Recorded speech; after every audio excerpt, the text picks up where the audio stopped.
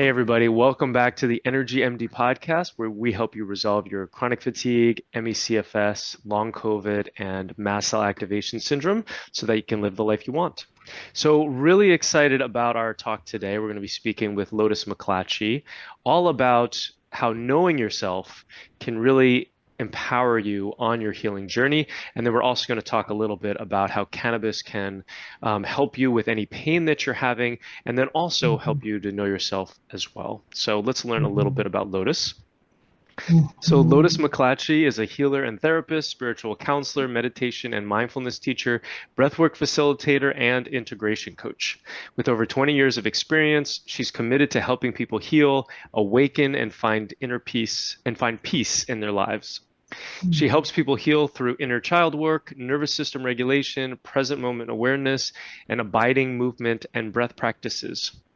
Lotus also offers a unique program that teaches people how to shift from relying on cannabis to cope with life to having a more conscious relationship with the plant and oneself.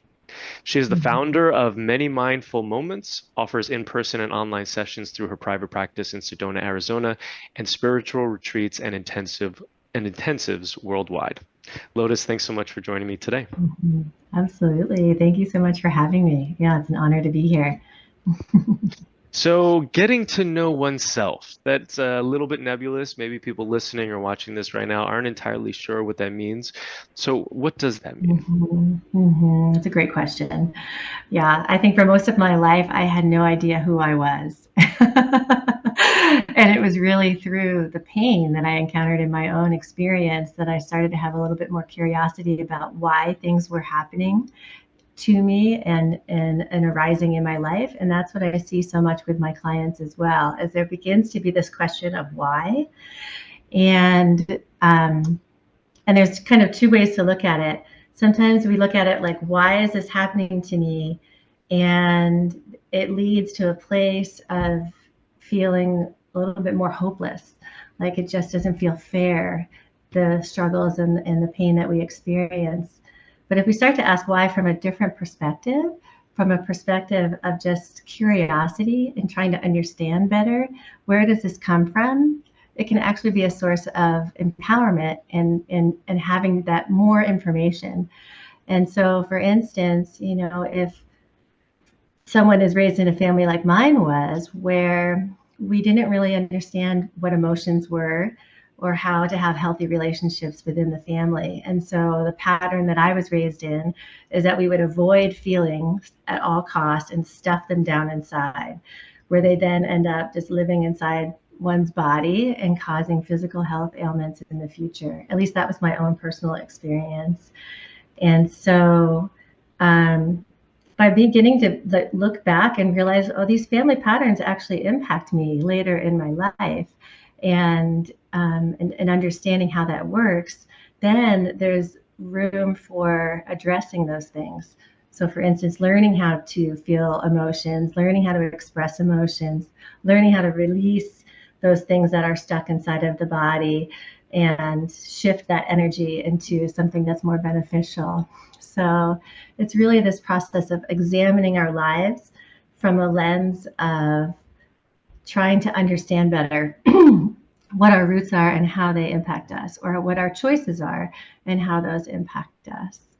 And so the way that I see getting to know yourself is it's a beautiful place to start a healing journey, because then we're aware and we can see clearly. And when we can see clearly, then the road opens up to the possibilities of how we respond to what we learn. So, it sounds like in understanding our history, we can know who we are right now. Is that part of it? Yes, yes, yes. Thank you. That's a very succinct way to wrap that up. And I think you're also, speaking to also the mindfulness. In many ways, we are who we are because of the sensations that we have in our bodies and the reactions that we have to certain things, right? And so, noticing those different things, those different reactions, I would imagine also enable us to know more about who we are in the context of who we are when we're alone and we're just Right. examining sensations and thoughts, and then who we are in Mhm. relationship to other people and what that space looks like and how we change in relationship to Mhm. other people, right? So there's I guess Mhm. different ways that we know ourselves in different contexts. Would you agree? Absolutely. Yes. Yeah, and it's a changing landscape, and so a lot of times we're on autopilot and we're not really aware of what's happening in our lives. And so it's almost like everything is happening to us and then we're just reacting to that. And so by having this awareness of what we're experiencing, we can then be able to shift how we respond to our lives. We can actually show up with that awareness, which then lets us have a different landscape of what we choose to do with what's happening. Hmm. Brilliant. Yeah, my wife says noticing is a superpower. It's a superpower. Hmm. Superpower, right? Yeah. Breaking things down, slowing things down, having that awareness from moment to moment, right? We're so much caught up here in our brains and our intellect and making decisions and moving through our days and what do we need to do next Hmm. that we oftentimes miss out on the awareness. Yes, absolutely. A really helpful example that I think people can relate to with that is, I don't know if you've experienced this, but I know I have, is that I pull into my driveway and realize I don't even remember driving home. Which is a Yeah. little scary. It's like I know I had to drive 70 miles an hour to get there, and I literally don't remember it happening. So Hmm. thank goodness that we have some automatic systems that keep us safe. But at the same time, we're just so wrapped up in our stories and our thoughts and thinking that we miss, what's really truly happening in the moment. Hmm. Yeah, I know for me, I mean, that's been a big practice of mine. And one of the things that I learned on one of my psilocybin journeys that was so helpful was just to keep coming back to the body, and it's just like, Hmm. okay, but what am I feeling right now? I understand Yeah. that I'm thinking, and I think I spend 99.9% of my time thinking. And it's like, but what am I actually feeling right now? Hmm. Right? Hmm. Because I feel Hmm. like there's just so much wisdom in the Yeah. sensations in our body. Absolutely. Yes, yes, yes. And if we're not accustomed to feeling, that can actually feel scary or intimidating or just so uncomfortable. We just want to do anything possible to escape it. And so, that leads to all the addictions. And when we think about addiction, most of the time we think about the big ones, the big drugs or being addicted to alcohol. And there's so many different things that we use to escape. And it can be food, it can be relationships, it can be shopping, it can be just the TV and getting lost on the internet. I mean, there's a million ways that we choose that we reach for these things that we hope are going to help us feel better, but they actually take us away from that capacity of learning that we can feel whatever it is that's coming up, that we're capable of doing that, and that also it's going to pass. It's not forever, even though it's super uncomfortable. Yeah, I'm so glad that you said that. Discomfort is one of the things that I don't like and haven't liked over the years, but Mm-hmm. I'm learning how to embrace it because it is such an important part of getting better. It seems like Right. the more you can sit in discomfort and be curious about it, like, wow, oh my gosh, that is so uncomfortable. I'm feeling all these different things in my body, right? It's just so uncomfortable. Mm-hmm. It seems like then you can just sit with it. It eventually passes, and it seems like that's potentially a way to get rid of a lot of stored emotions or discomfort or I don't know enough Mm-hmm. about it. What do you think about that concept? Mm-hmm. Yeah, I think that's actually extremely helpful. And one of my favorite teachers, her name is Tara Brock. She's well known for a practice called RAIN that she teaches people, which is about learning how to be with those feelings in the moment. And here in Arizona, where I live, we have these amazing thunderstorms that come in the summertime, and they're called the monsoons. So that you basically know every single day it's going to rain, extremely hard thunder and lightning every afternoon. But you also know that it's going to pass, the rain is going to stop, and most likely Hmm. there's going to be a beautiful rainbow at the end. And so I think that's just a really wonderful way for us to think about these difficult feelings that we experience, or hard sensations, physical pain in the body. Sometimes we want the pain to go away and it doesn't.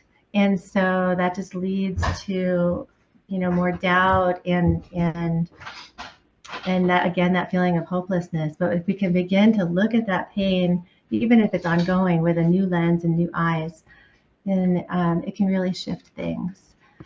So, yeah. Yeah, that's so good. I love that. Um, Mm-hmm. I have a colleague, Joan Rosenberg, who talks about, I think, 90 seconds. She's like, you just need to sit with the discomfort for like Mm-hmm. 90 seconds. Mm-hmm. And, most of the Mm-hmm. time it goes away in 90 seconds or something like that. So Mm-hmm. it doesn't have to be forever. And just like you Right. said, knowing that it's going to go away at some point Mm-hmm. automatically kind of makes you feel better right now. In fact, I think Abraham Lincoln has a quote like that, knowing that you're going to feel better at some point makes you feel better right now or something.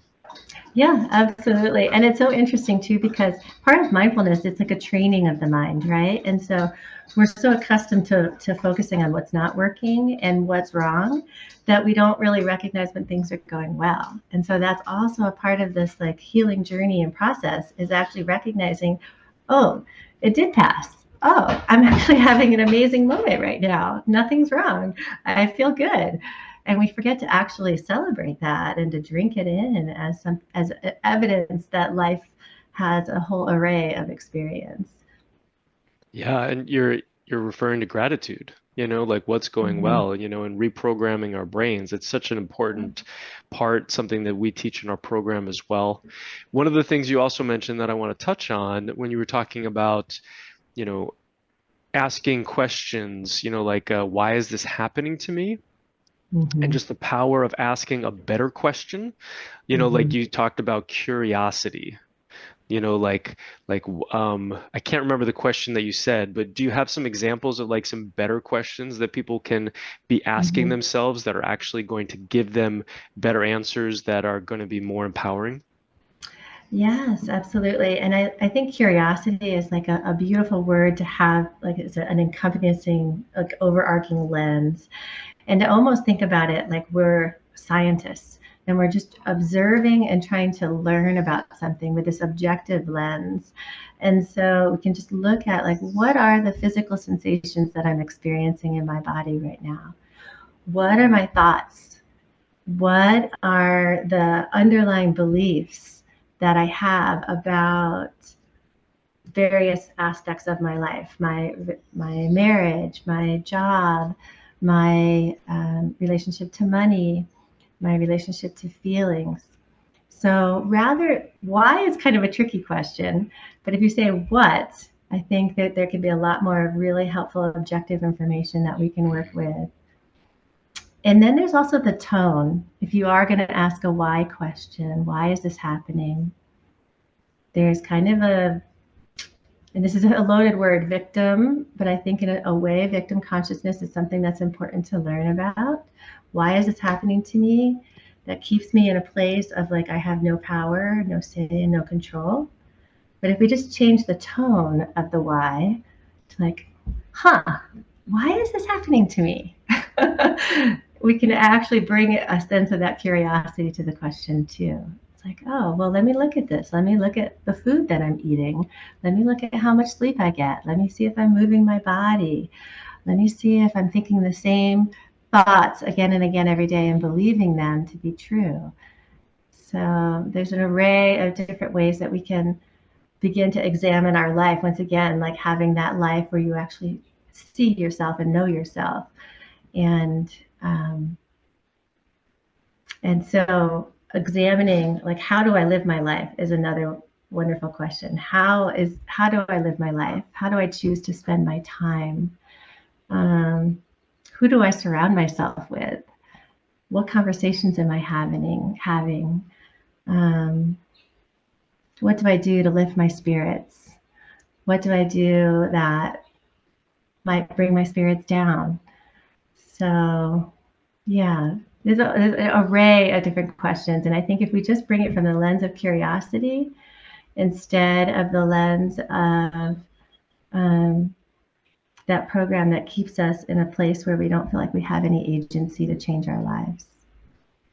I love that, especially that changing the why to what.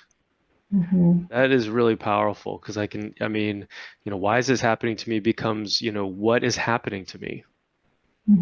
right? It's just so much more empowering because then you can go on a journey, and that's what I encourage people to do is figure out the causes that you have. There's over 30 Right. different causes.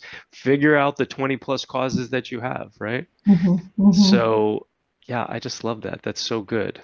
Thank you for that. Mm-hmm. Mm-hmm. Um, so then let's oh, and one other thing I wanted to, yeah, and so in terms of like what am I focused on? How do I spend my time in terms of these questions? A lot of people don't realize that they're not really setting themselves up for success in their lives, right? If they Mm-hmm. wake up in the morning, when you look at Facebook, you're basically comparing yourself to everybody else in their perfect lives, right? That's what people Mm-hmm. post for the most part is Right. Facebook, right? Among other things. But so then all of a sudden you're in comparison, you don't feel good about your life, right? And Mm-hmm. then you check your email Mm-hmm. and then in your email is mainly people who want something from you, right? So now Right. you're like, oh crap, I'm behind the eight ball. These people want something from me, Mm-hmm. right? And so Mm-hmm. oftentimes people are doing this before they even get out of bed in the morning.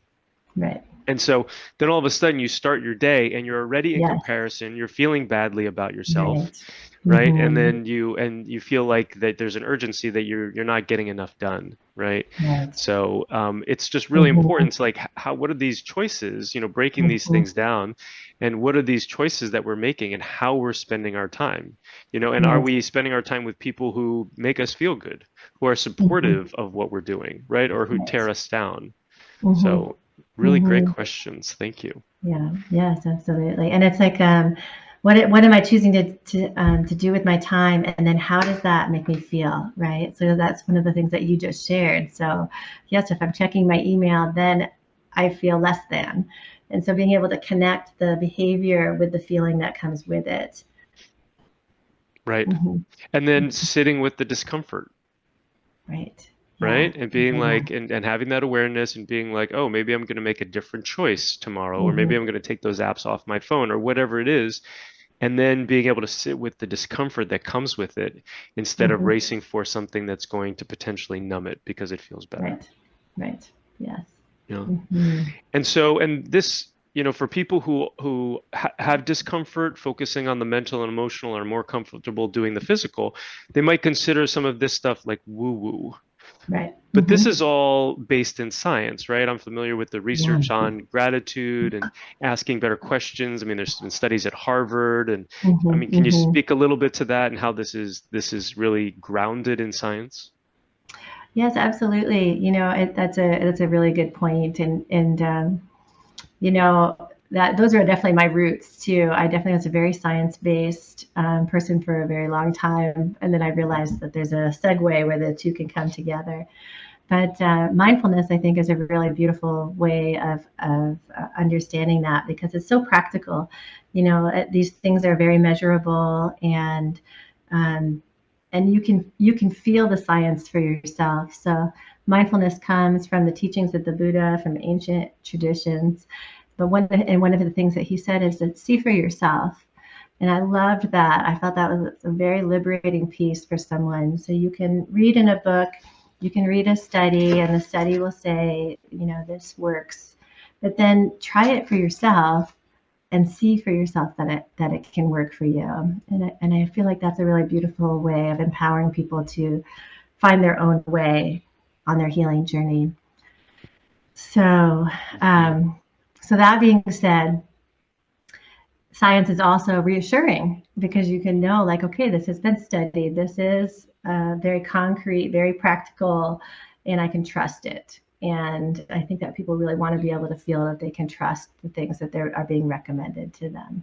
Exactly. Yeah. Yeah, it is that balance, taking the data that we have from all Mm-hmm. sorts of different sources. We've got research, and then we have the individual's experience, their history, their symptoms, whatever it is, putting all that together in order to make some sort of determination. But yeah, that's really helpful. And so for people who aren't necessarily familiar with mindfulness, we've used the word several times. Can you Mm-hmm. define mindfulness for us? Mm-hmm. Absolutely. Yeah. So going back to that example of driving and realizing, how the heck did I get home? A way of looking at it is mindlessness. I was like, wow, I just was not paying attention. And that's how most of us do our lives, is that we just spin around, and and we're not aware. And so when I think of mindfulness, I think of it as awareness. It's just like, what's happening right now in this moment?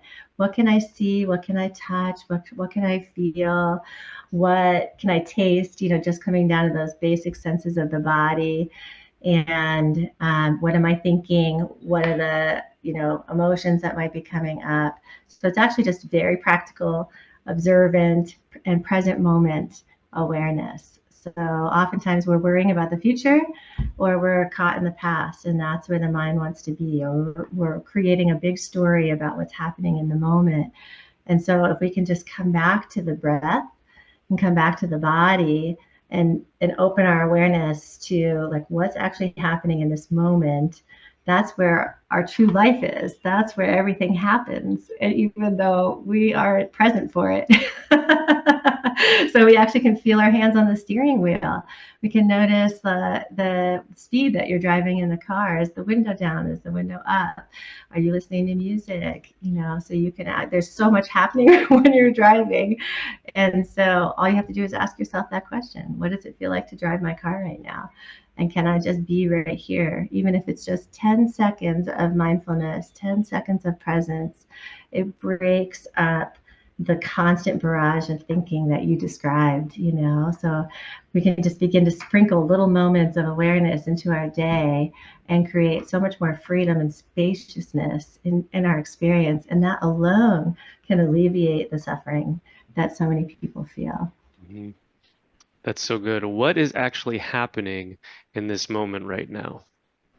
I feel like I need to put that like on my phone and have it pop up like multiple times during the day, right? It's like and it gives you essentially a mini vacation. Oftentimes the stress that we have is internal. It's from the list that we have and and the ways that we're thinking and the urgency that we feel. And we can give ourselves a 2-second mini vacation by asking ourselves that question. And we can put ourselves back into our parasympathetic and provide for greater healing. And there's just tons of research on how being more mindful, whether it's through thoughts or actions or whatever, can increase your parasympathetic tone and consequently improve healing. Right, I just love the way you said that. And one other element that I really think is important to marry together is awareness of our nervous system and nervous system regulation. And if there's one thing that I would really, encourage people to bring into their lives and to prioritize is not only just being mindful and in the present moment, what's happening right now, but then what do I need? It's like, oh my gosh, I'm holding my breath. Take a deep breath. I mean, that's one of the most powerful things we can do is take a deep breath. And then how tense is my body? That would be another one of those helpful questions. How tense is my body? And can I relax my body, even just a little bit in this moment of mindfulness? And so the two together become a superpower as well. How tense is my body and how can I relax my body in this moment? Yeah, that's really good. And pretty much you can never go wrong by taking a deep breath. Right. Indeed. This is very true. Yeah. And for those who aren't familiar, part of when you do that, you kind of massage your vagus nerve, which is responsible for your parasympathetic nervous system and does the other things we were just talking about before. So let's come back to something you said earlier around addiction. And so, when people are experiencing discomfort in their bodies, they don't know how to do with it, they turn to something to kind of to heal it. And they can potentially get addicted to that thing, whether it's sugar or drugs or something like that. Can you talk a little bit about that process and what are some of the things that people can do to potentially get out of that hook of discomfort into addiction or into poor choice? Yeah, absolutely. And this is a topic that's near and dear to my heart because it's been a struggle in my own life. And it's also something I've seen so many people that I work with navigating as well. It's like an epidemic I see in the world today. Is escaping is almost promoted. It's almost like this is what you're supposed to do when you feel bad. And so it's like redefining life in many ways, and being able to learn that life is about struggle and that it's perfectly normal that we're going to have things go awry, and we are going to have difficulties, and to bring some acceptance into that, just like, okay, like one of my teachers, I loved him so much. He would quote another one of his favorite teachers, and he would say, you know, the leading cause of old age, sickness, and death is being born. Right. It's just going to happen, you know. So if we could bring some acceptance to that, that just like makes it a little easier to go through the ride, you know, whatever that thing is that's coming up. And I also like to have a reframe of recognizing that when we're reaching for something to feel better, it's because we're trying to love ourselves. We're trying to choose something that is going to help us, you know. So it comes from a really wholesome place inside, ultimately. And it's just that we're choosing the wrong thing. So that same teacher, he would say, you know, we reach for salt water because we're thirsty, you know, and so we're just reaching for something that's not going to appease our thirst. And we need to learn how to recognize the benefit of other things that are going to help us. And so what I think in many ways is a great way to approach a healing journey is to begin to add things into our lives that help. So rather than focusing so much on elimination of the things of the old, that's going to be a process that begins to happen as we become aware and we keep being more and more honest with ourselves that it's not working. And in the meantime, we can start to take more deep breaths. We can begin to be more mindful. We can go for a walk every day and enjoy the sunshine and the fresh air. We can spend time with our pets. We can start to bring more wholesome and healthy foods into our day-to-day life. We can spend time with people who lift us up, like you were saying earlier. And so we can begin to add. And I think that that's something that gives people a place to focus their attention. So instead of just like, I'm wrong, I'm bad, I'm failing, I suck, which is really the dialogue that many people carry about themselves, they can begin to start to feel better about themselves because they're making these other choices that actually are really enriching for their lives. That's brilliant.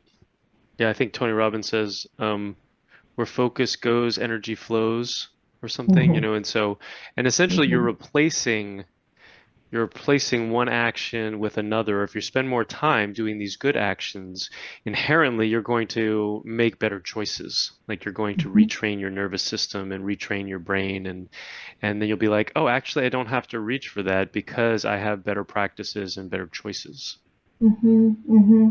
And there's small choices and practices too. So I think sometimes we look at like change as this really big event that needs to happen now, and that can seem overwhelming and impossible.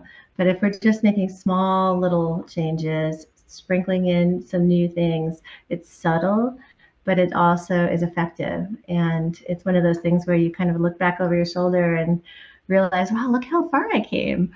I need to give myself some credit for that, you know, and it gives us faith that if I keep going, that things will continue to improve. I love that. That's really an important part of the healing journey. You know, we changed Mm-hmm. all of our or most of our programs last year to 12-month programs to make people understand the expectation for getting better. Like, yes, we've Mm-hmm. got short starter programs so you can get to know us, but the reality is that it's going to take you at least 12 months to get better. Mm-hmm. Whether or not you have mast cell activation, it's going to take you longer. But even Right. people with long COVID who feel like, oh, I've only been sick a couple of years, versus somebody with ME/CFS who's been sick for 10 or 20 years, like it's going to take a long time. And so taking those baby Mm-hmm. steps, continuing to move forward, asking yourself better questions about like, what can I do today to improve my health journey? All of these Mm-hmm. things that we're talking about today are going to be beneficial. You know, one of my favorite quotes is this understanding that we overestimate the amount we can get done in a day and we underestimate the amount we can get done in a year, right? Which is exactly Yeah. what you're speaking to, and this idea Mm-hmm. about small changes and how things build up. And it's unfortunate that we're programmed in this way where as humans, we are naturally short-sighted, where it's kind of like yes, we have a hard time. It's interesting. I just had this realization. It's an interesting juxtaposition or a contrast in this fact that we have a hard time being in the moment, but yet our Hmm. vision really is like the next day or two, and we don't have vision for way into the future and like what it takes moment to moment in order to achieve something in the future, right? So we have this Right. issue where we have this middle vision of sorts, Hmm. but we don't have the short vision to notice what's happening moment to moment, that mindfulness, or we have Right. challenges with that, I should say. And then we Hmm. also have challenges having this bigger vision and how the choices we make now fit into that. Would you Hmm. agree? Indeed. Indeed. Absolutely. And one of the things that I do with my clients as well is I encourage them to incorporate ceremony and ritual in their lives, which for many people can seem kind of unusual. But we do it, for instance, on New Year's, right? On New Year's Eve, all or New Year's Day, we're like, okay, this is what I want my next year to look like. And then people make big promises to themselves and then they forget about it, or they lose their way, or they don't have the supports in place to really help them manifest those dreams. And so I think it's really beautiful to incorporate additional ways to be able, or practices in place to be able to have a structured time to reflect. And one of those would be, for instance, noticing the spring equinox, the summer solstice, the fall equinox, the winter solstice, to tie into the nature's cycles. Every quarter, there's a shift that happens within nature, and it's a great opportunity for us to just reflect and say, how was my last quarter? How was the last 3 months? What were some of the highlights for me? What were some of the struggles?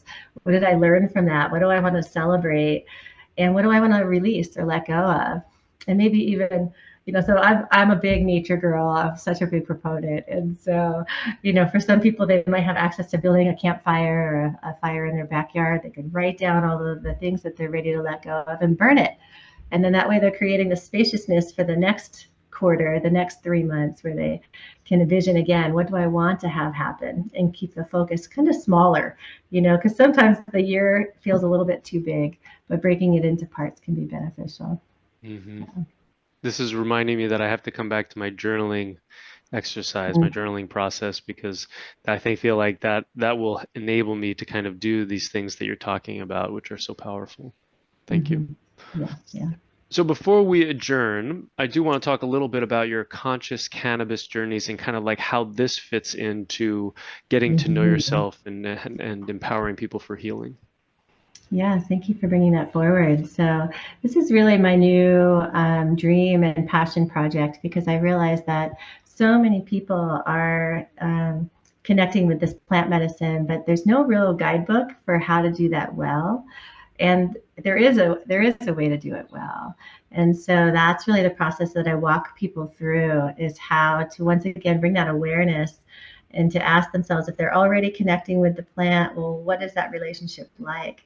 What are the ways where it's really working for me? What are the ways where perhaps it's not? And from that place of awareness, also recognizing that this plant is a medicine.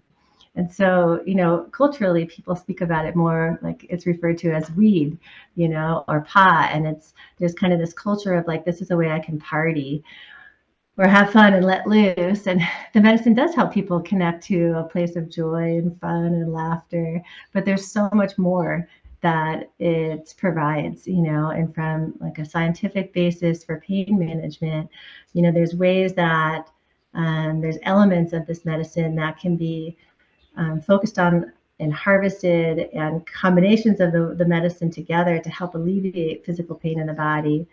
And then there's also the potential of the medicine to help alleviate some of the emotional pain that we experience.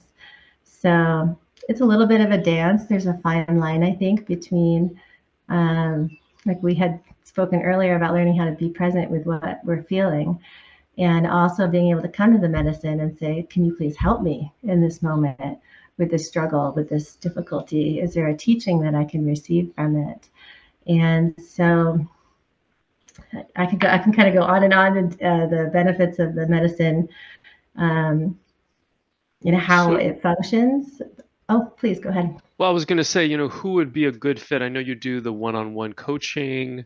Yes. And so how is that mainly how you're working with people with the conscious cannabis journey right now?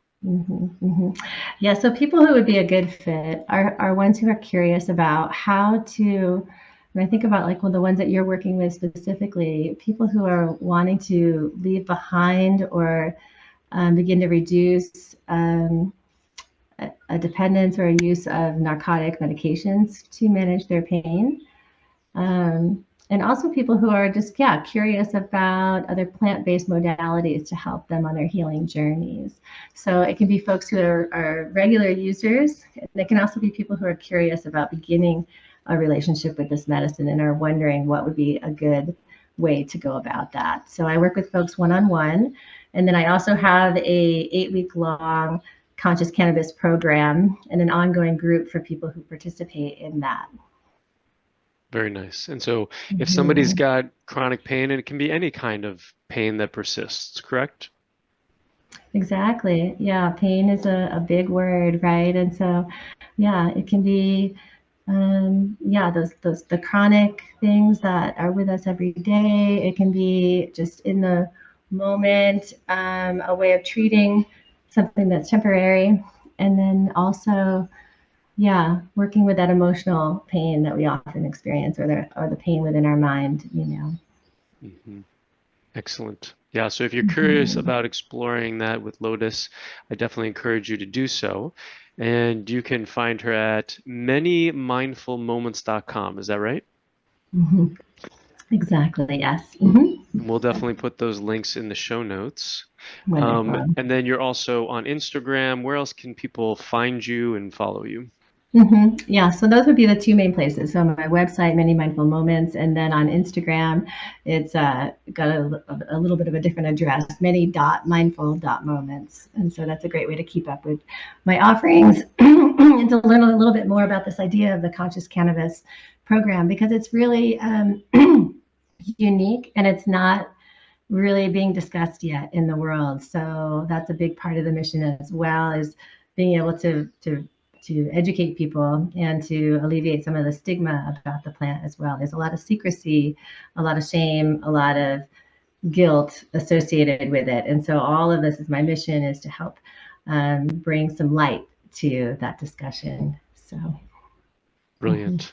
Well, I so appreciate the work that you're doing, anything that we can do to get people out of their suffering or to understand their suffering better and to get to know themselves better and have greater healing in this life, I think is definitely a journey worth walking together. So thank you so much for doing that work, Lotus, and thank you so much for joining us today. You shared a ton of knowledge, and I so appreciate you taking the time. So if you have chronic fatigue, long COVID, or mast cell activation syndrome, and you're looking for help, check us out at energymdmethod.com. We have a program for almost every single budget, and we're here to help. I hope you learned something on today's podcast. If you did, please share it with your friends and family and leave us a 5-star review on iTunes. It's really helpful for getting this information out to more people who desperately need it. Sharing all the experts I know and love and the powerful tips I have is one of my absolute favorite things to do. Thanks for being part of my community. Just a reminder, this podcast is for educational purposes only and is not a substitute for professional care by a doctor or other qualified medical professional. It is provided with the understanding that it does not constitute medical or other professional advice or services. Thanks for listening, and have an amazing day.